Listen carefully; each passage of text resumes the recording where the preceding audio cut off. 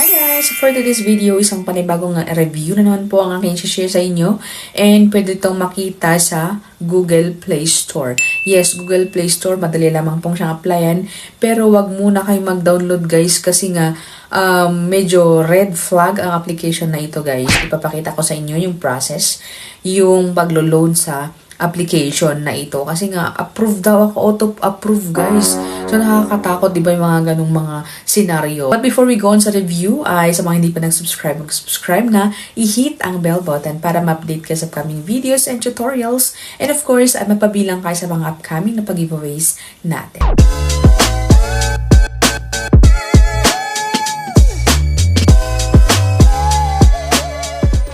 So welcome and welcome back sa ating channel. For today's video, aking isi-share nga ang isang bagong application kung saan nakita ko sa feed ng aking Facebook and syempre napaklik tayo para may share ko naman sa inyo guys kasi sa mga ganitong promising na application na nakikita natin sa Facebook ay napapaklik po talaga tayo. So ayon sa kanilang ads guys, napapautang sila up to 100,000 pesos. O diba?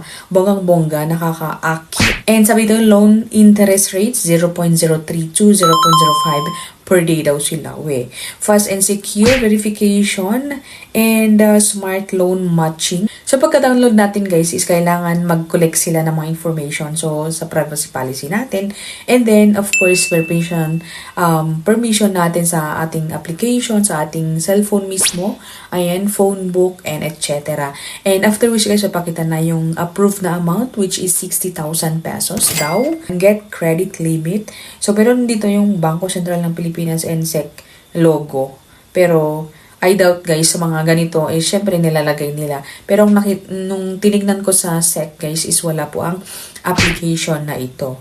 So by the way guys, hihingi sila ng active na phone number, mag-create tayo ng ating account and alam niyo ba guys yung nagpakita or nag-send sa atin ng PIN code or OTP is si MetaCash. And ilang beses na akong nag-review ng mga utangan na galing kay MetaCash. So, isa lang pala to guys na paulit-ulit lang na gumagawa ng mga application. May mga pa-question din sila gaya ng MetaCash. May mga pa-question din sila kung may utang daw ba tayo, kung ilan bang nautang natin, and kung may mga tayong due date, and kung meron tayong internet loans daw, and then yung mga utang natin before, ayan, outstanding, mga ganyan guys. Hingi sila ng ID natin. So, yung mga ID na pwede dito, GSIS, OFW, or OFW, yung mga nasa abroad, pwede daw mangutang dito. And then, TIN ID, Voters ID, and then Pag-ibig, PhilHealth, UMID, Passport, National ID, electronic, or yung hard copy. Pagka hingi natin, pipicture natin ang ID, and of course, kukolect po yung mga information na nasa ID. So, beware guys sa mga ganitong mga ID or yung mga utangan na kung saan ay makukolect po yung ID or mga information natin and hindi po natin magubura after natin ma-push through kasi collected na siya guys. And then, pa-selfie. So, meron siyang pa-selfie guys. And after which guys is yung information na natin. So, personal information like yung gender, email, birthday, educational level, marital status, monthly income, work experience, industry, current address, and then yung ating contact references. So, nakakailangan sila ng dalawa lang na contact reference. And by the way, pag naglalagay po tayo ay paulit-ulit kong sinasabi na sabihan natin yung mga nilalagay natin para in case tatawag yung mga agent, mag-verify, or sa mga iba pang mga due dates natin. Kasi nga tatawag sila mga 3 days before mga due date natin is tatawag yung mga agent. And syempre baka magtataka yung mga nilalagay po natin dito. Anyway, let's move guys. So ang next is yung ating disbursement channel. So pwede sa kanila e-wallet and bank card. And then here na guys, ayan, authentication successful agad-agad guys. And i-review na siya. And after which guys is yun na nga, at sabi dito na under review na agad-agad yung aking account. So, medyo ninervous tayo mga kaibigan. So, talagang inantay ko po. And as you can see sa aking screenshot, meron daw tayong utang na 2,000 pesos. So, hindi pa pinakita kung magkano ang aking pwedeng utangin or kung magkano yung aking or mga kaltas and etc. wala silang binigay guys, basta ito lang po yung binigay nila.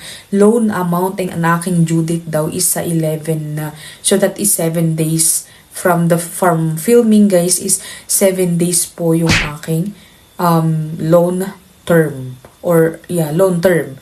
And syempre nakakapagtaka kasi nga auto. And talagang inantay ko siya, paulit-ulit kong i-refresh guys.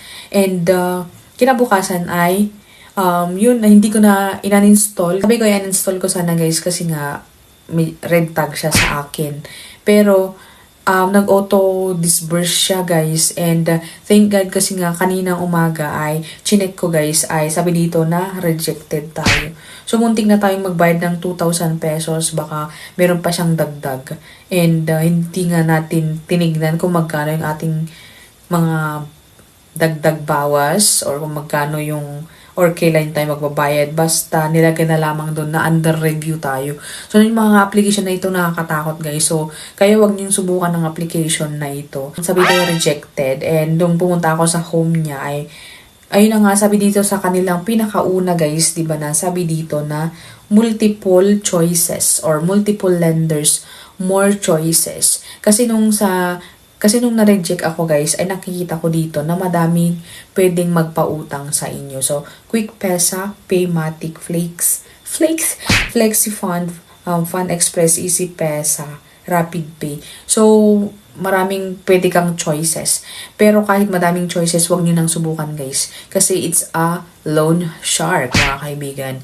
And nag-auto-disburse sila. Buti nga at hindi po ako approve sa amount or sa loan application na ito. And ang masakit guys is nakuha po yung aking mga information. So, talagang maganda or talagang suggested ko sa inyo guys na manood tayo ng mga reviews or mag-research muna tayo bago nating i-click. Kasi nga sa kanilang mga ads guys is very promising. Sabi 100,000 pesos nung pwede nating utangin. Long term daw. Pero dito guys is 2,000 pesos and up to 7 days. And agad-agad na hindi ka pa pinaisip guys, is inire-review na nila yung utang mo.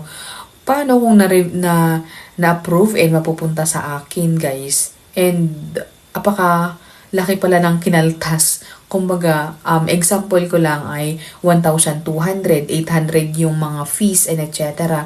So, lugi. Di ba guys? So, isang malaking nakakatakot na application ang More Pautang. So, wag kayong mag-download guys ng More Pautang. And of course, mag-research muna kayo bago kayo magpindot. Ayan guys. So, thank you for watching and I hope na nakatulong ang video ito sa mga naghanap ng reviews. Ayan, tungkol sa mga lending or mga loan application na kung saan nakikita natin sa ating mga social media accounts. Thank you again. See you on my next video. Bye!